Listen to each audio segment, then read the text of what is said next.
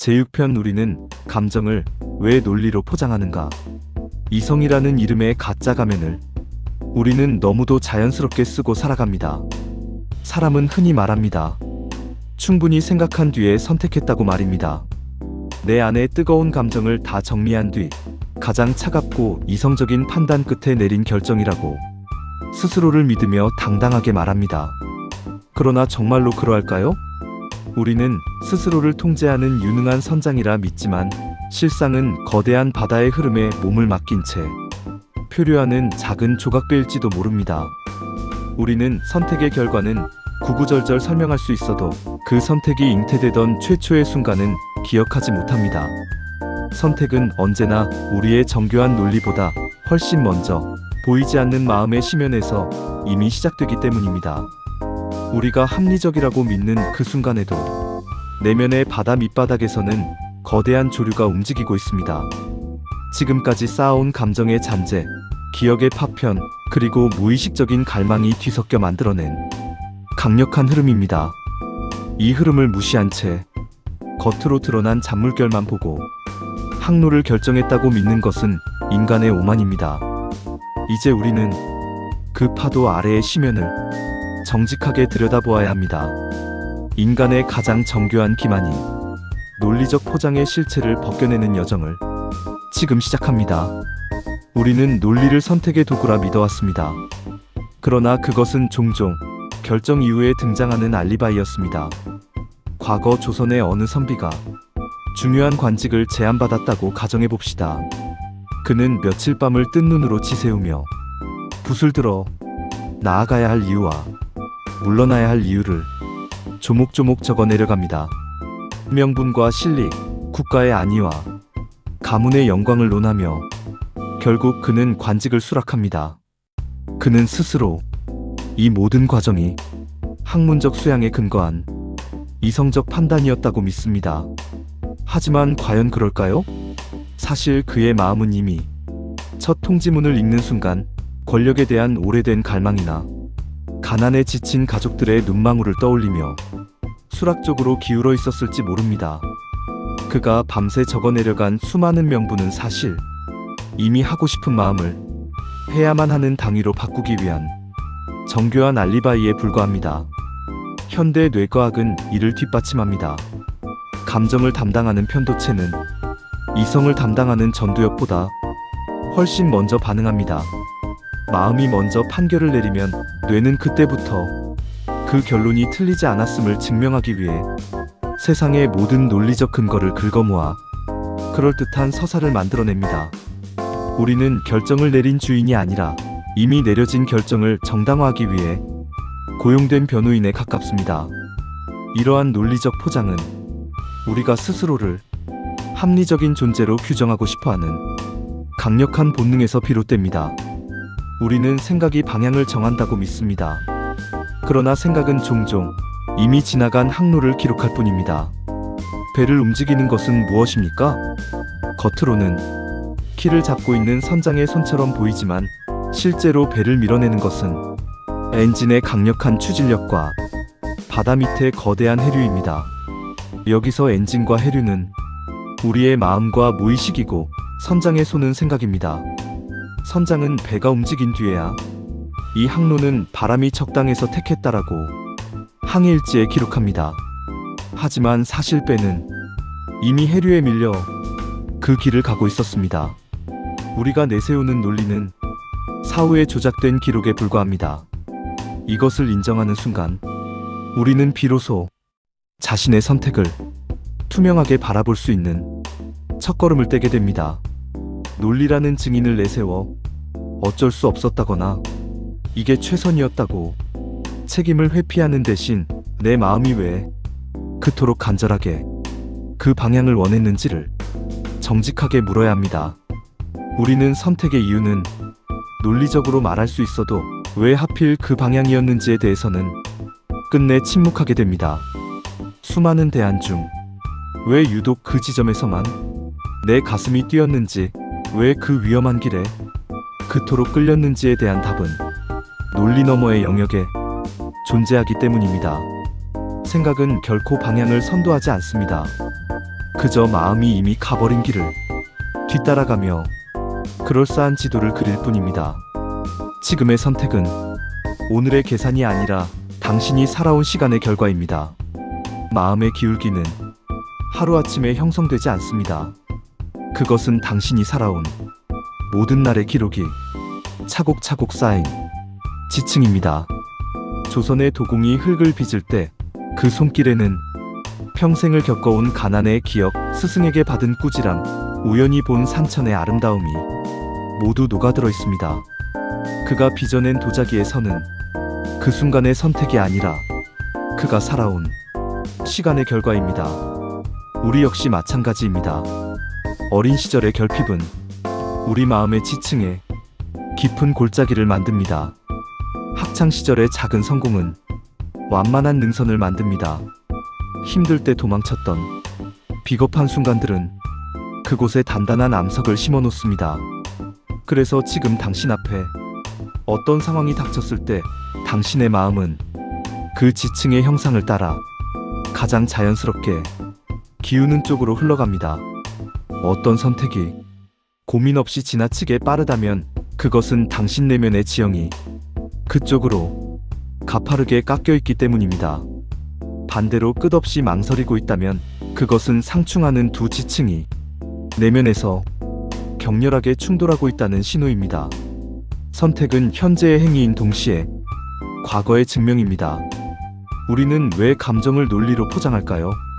그 가장 큰 이유는 타인의 시선과 자아의 자존심입니다. 우리가 논리로 포장하는 가장 큰 이유는 타인의 시선과 자아의 자존심 때문입니다. 내가 좋아서 했어라는 말보다 미래 가치가 높아서 선택했어라는 말이 세상에서는 더 잘 통용됩니다. 감정이라는 날 것의 상태는 취약해 보이지만 논리라는 갑옷을 입으면 무기가 됩니다. 하지만 그 갑옷 안쪽에는 무엇이 있습니까? 실패할까봐 두려워하는 소심한 아이, 남들보다 앞서지 못하면 버려질 것 같은 불안함, 혹은 누군가에게 복수하고 싶은 어두운 갈망이 숨어 있을 수 있습니다. 우리가 데이터를 들이밀고 전문가의 식견을 빌려 자신의 선택을 방어할 때 사실 우리는 내면의 가장 부끄러운 부분을 숨기고 있는지도 모릅니다. 진정한 자유는 그 포장지를 과감히 찢어버리는 데서 옵니다.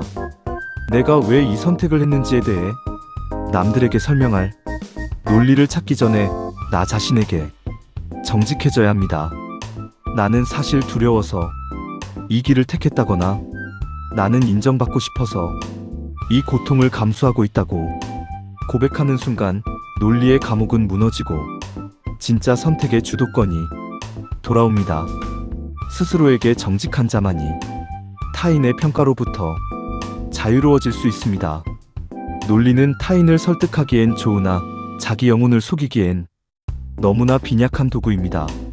망설임은 우리가 고쳐야 할 결함이 아니라 우리 영혼이 보내는 신호입니다. 사람들은 망설임을 우유부단함이라 부르며 고쳐야 할 단점으로 여깁니다. 하지만 망설임은 사실 우리 영혼이 보내는 가장 간절한 조언입니다. 머리로는 지금 당장 결정해야 이득이다라고 계산기가 두드려지는데 왠지 발걸음이 떨어지지 않는다면 그것은 당신의 무의식이 이 선택에 따를 정서적 무게를 아직 감당할 준비가 되지 않았다고 경고하는 것입니다. 과실이 있기도 전에 억지로 따면 겉은 번지르르 해도 속은 쓰고 떫습니다. 선택도 마찬가지입니다. 논리로만 무장한 성급한 결정은 결국 후회라는 독을 품게 됩니다. 망설임의 시간을 충분히 견뎌내십시오. 그것은 당신의 마음이 스스로의 기울기를 조율하며 단단해지는 숙성의 시간입니다. 망설임 속에는 당신이 아직 인지하지 못한 진실이 숨어 있습니다. 과거의 상처가 말을 걸고 있거나 영혼의 나침반이 전혀 다른 방향을 가리키고 있을 수 있습니다. 그 소리를 무시하고 논리로만 밀어붙인다면 당신은 결국 자신이 원하지 않는 목적지에 도착한 자신을 발견하게 될 것입니다. 지혜로운 자는 결론을 서두르지 않습니다. 우리가 반복 속에서 멈추지 못하는 이유를 이제 묻지 않을 수 없습니다. 반복은 우연일까요? 아니면 설계된 필연일까요? 왜 우리는 늘 비슷한 유형의 사람에게 상처받고 비슷한 위기에서 무너질까요? 머리가 나빠서일까요? 아닙니다. 마음의 깊은 기울기 자체가 교정되지 않았기 때문입니다. 우리는 새로운 선택을 한다고 믿지만 사실은 같은 마음의 지질 위에서 다른 이름의 논리만 더 씌우고 있을 뿐입니다. 자유로운 선택을 하고 있다는 환상은 우리를 더욱 깊은 굴레 속에 가두는 촉새가 됩니다. 이 굴레를 끊으려면 무대 위에서 화려하게 춤추는 논리의 동작을 멈추고 당신을 조종하고 있는 무대 밑의 실, 즉 마음의 습관을 정면으로 응시해야 합니다. 왜 나는 늘 똑같은 함정에 빠지면서도 그것이 함정인 줄 모르는가? 이 질문은 아픕니다. 하지만 이 질문에 답할 수 있을 때만 비로소 반복의 사슬은 끊어집니다. 당신의 선택은 어제 내린 결심의 결과가 아니라 당신이 살아온 수십 년의 세월이 만들어낸 관성의 결과임을 인정해야 합니다. 우리가 논리라고 믿었던 합리화의 장벽을 허물 때 비로소 우리는 마음의 감옥을 나갈 수 있는 열쇠를 얻게 됩니다. 반복은 운명이 아닙니다. 그것은 아직 해결되지 않은 마음의 숙제가 우리에게 보내는 신호일 뿐입니다. 우리는 흔히 상황을 말합니다. 하지만 정말 상황이 전부였을까요? 우리는 흔히 상황이 어쩔 수 없었다고 말합니다. 그때는 그럴 수밖에 없었어라며 책임을 외부로 돌립니다. 하지만 상황이 당신을 떠민 것이 아니라 이미 그쪽으로 기울어 있던 당신의 마음이 그 상황을 면죄부로 삼아 뛰어든 것은 아닐까요? 배의 운명을 가르는 것은 폭풍우의 강도가 아니라 선장의 평형수와 마음가짐입니다. 폭풍은 누구에게나 닥치지만 어떤 배는 파도를 넘어 전진하고 어떤 배는 휩쓸려 좌초합니다. 상황 때문에 어쩔 수 없었다는 말은 우리를 피해자로 전락시키지만 내 마음의 기울기가 이 상황을 선택했다는 인정은 우리를 인생의 주인공으로 다시 세웁니다. 고통스럽더라도 주인공의 자리를 되찾아야 합니다. 그래야만 다음번 폭풍우가 찾아왔을 때 우리는 상황에 휘둘리는 대신 내 마음의 기울기를 바로잡고 키를 단단히 잡을 수 있게 됩니다. 논리는 때로 우리를 무책임한 관객으로 만듭니다. 모든 실패를 시대와 타인의 탓으로 돌리게 함으로써 우리가 변화할 기회를 박탈하기 때문입니다. 책임을 내 안으로 가져올 때 우리는 비로소 삶을 바꿀 권능을 회복합니다. 그렇다면 이 흐름을 바꾸는 일은 과연 가능한 일일까요? 그렇다면 어떻게 하면 이 강력한 마음의 조류를 바꿀 수 있을까요? 그것은 거창한 결심이나 투쟁이 아닙니다. 아주 작은 자각에서 시작됩니다. 내 마음이 지금 또 과거의 불안 쪽으로 기우는구나. 내가 또 남들의 박수를 받으려고 이 선택을 하려 하는구나 라고 알아차리는 그 찰나의 순간입니다. 그 알아차림이 일어나는 순간 당신에게는 아주 미세한 틈이 생깁니다. 관성대로 휩쓸려 갈 것인가 아니면 잠시 멈추어 숨을 고를 것인가를 결정할 수 있는 자유의 공간입니다. 그 찰나의 멈춤이 반복되어 쌓일 때 당신의 인생을 다른 방향으로 흐르게 만드는 변화의 연금술이 일어납니다. 정말로 바꿔야 할 것은 선택의 결과물이 아니라 선택이 시작되는 시면의 지점입니다. 내 마음의 밑바닥을 정직하게 응시하는 훈련, 그것이 바로 운명을 바꾸는 유일한 길입니다. 논리는 늘 우리를 바깥 세상으로 유혹하지만 변화의 씨앗은 언제나 가장 깊은 내면의 침묵 속에서 발합니다. 그 틈새를 포착하십시오. 그 3초의 멈춤이 당신의 30년을 바꿀 수도 있습니다. 마음을 비우는 일 없이 본질을 볼 수 있을까요? 정화된 마음은 맑은 거울과 같습니다. 하지만 우리의 마음은 늘 타인의 기대, 사회적 체면, 과거의 복수심, 그리고 미래에 대한 탐욕으로 뿌옇게 흐려져 있습니다. 이런 상태에서 내리는 선택은 결국 남의 인생을 사는 것과 다름없습니다. 맑은 거울을 얻기 위해서는 먼저 비워야 합니다. 내가 쥐고 있는 논리적 근거들이 사실은 누구를 위한 것인지, 내가 지키고자 하는 그 알량한 자존심이 과연 내 영혼을 행복하게 하는지 물어야 합니다. 맑아진 마음은 지름길을 찾거나 화려한 성취를 쫓지 않습니다. 오직 당신의 영혼이 가장 평안하게 쉴 수 있는 정직한 길을 가리킬 뿐입니다. 당신의 마음을 정화하십시오. 억지로 이성의 힘을 빌려 마음을 누르려 하지 말고 그저 조용히 가라앉기를 기다리십시오. 진흙탕 물도 가만히 두면 맑아지듯 당신의 마음도 소란을 멈추면 본질을 드러냅니다. 논리로 포장할 필요가 없는 진실한 선택은 그 자체로 고요하고 명징합니다. 비우고 또 비워내요. 오직 당신의 본심만이 남을 때 그곳에서 진정한 선택의 기적이 일어납니다. 이제 우리는 하나의 문턱 앞에 서 있습니다. 지혜는 어디에서 시작될까요? 선택은 생각의 산물이 아닙니다. 언제나 마음이 먼저였습니다. 이 거대한 진실 앞에 우리는 겸손해질 수밖에 없습니다. 나의 이성이 틀릴 수 있다는 사실, 내 이성이 감정의 하수인일 뿐이라는 사실을 받아들이는 순간 우리는 비로소 지혜의 문턱에 서게 됩니다. 마음의 소리는 속삭임과 같아서 세상의 소음과 논리의 외침이 잦아들 때 비로소 들리기 시작합니다. 당신의 선택이 생각의 미로를 헤매지 않고 마음의 바다를 가로질러 진정한 자유에 닿기를 바랍니다. 우리는 모두 자신의 선택을 통해 스스로를 완성해 나가는 예술가입니다.